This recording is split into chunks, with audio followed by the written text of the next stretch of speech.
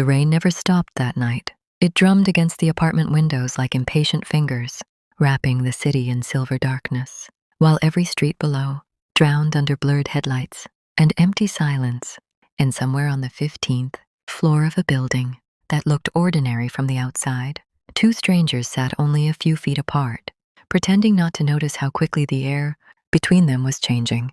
Monica kept her hands wrapped around the warm coffee mug he had given her, watching steam curl into the dim, yellow light while thunder rolled across the skyline, and Ethan leaned against the kitchen counter with his sleeves rolled up, quiet in the kind of way that made people curious instead of comfortable, the kind of silence that felt like it was hiding entire stories beneath it. She hadn't planned to be there. An hour earlier, she had been standing alone at a flooded bus stop, shoes soaked, phone dead, rainwater dripping from her hair while strangers rushed past pretending not to see her. And then his car had stopped beside the curb, headlights glowing through the storm like something unreal, his voice calm through the cracked window asking if she needed help, and every warning she'd ever heard told her to walk away. But loneliness can become louder than fear on nights like that. So she climbed in anyway, telling herself it was only until the rain slowed down. Only one ride, only one night.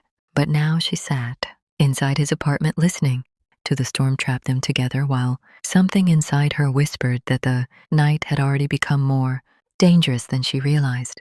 The apartment smelled faintly of cedarwood and rain-soaked clothes, soft jazz humming somewhere in the background, while candlelight flickered every time the electricity threatened to disappear again. And Monica noticed little things she shouldn't have noticed about him. The scar near his wrist, the way he looked away whenever she caught him staring too long, the careful distance he kept between them like he was afraid of crossing some invisible line, and it made her wonder whether he was protecting her from him or protecting himself from her. Outside, lightning flashed white across the glass, and for 1 second, she saw their reflections side by side in the window, strangers connected only by coincidence and rain. But the image lingered longer than it should have, almost like the night itself was trying to tell them something. "You trust people too easily," he finally said, his voice low over the sound of thunder, and Monica looked up slowly, her fingers tightening around the mug as she asked if that was supposed to be a warning. But Ethan only smiled faintly before looking toward the storm again, and somehow that silence frightened her more than words would have.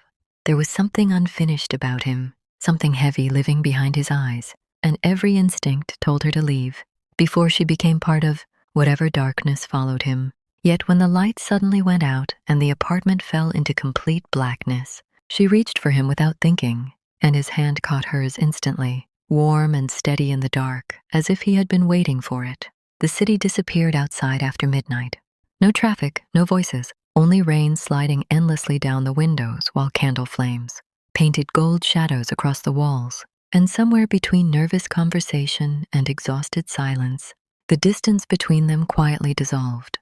They talked about meaningless things at first, childhood memories, favorite songs, places they wanted to escape to someday.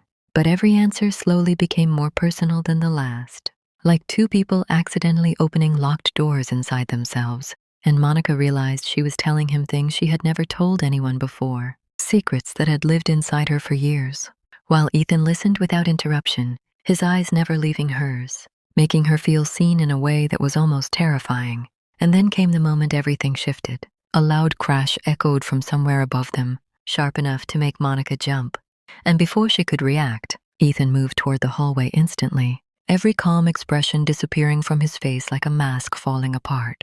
His body suddenly tense, alert, dangerous, and Monica stood frozen, watching him become someone completely different in the span of a heartbeat. Another sound followed, footsteps, faint but unmistakable, and Ethan turned toward her with a look she couldn't understand, telling her softly to lock the bedroom door no matter what happened next. But fear rooted her in place because nothing about him felt safe anymore. Not his voice, not his eyes, not the shadow now standing behind his calm exterior. "What's going on?" she whispered, but he didn't answer immediately. Rain hammered harder against the windows while the apartment seemed to shrink around them, every second stretching painfully thin. And finally Ethan exhaled, slowly before admitting the words that changed the entire night forever. "I think they found me." The sentence hung in the darkness like smoke, Monica stared at him, trying to decide whether she should run, scream, or demand answers, but before she could move, another knock echoed through the apartment door downstairs, slow, deliberate, terrifying. And Ethan's expression told her this wasn't paranoia anymore. Whoever was outside knew exactly where he was. The storm kept raging outside while inside the apartment. Two strangers stood caught between fear and attraction, secrets and survival, and somewhere beneath the sound of rain and thunder, Monica realized the most dangerous part of the night wasn't the people searching for Ethan. It was the fact that despite everything, despite every warning screaming inside her head, she still wanted to stay beside him when dawn came.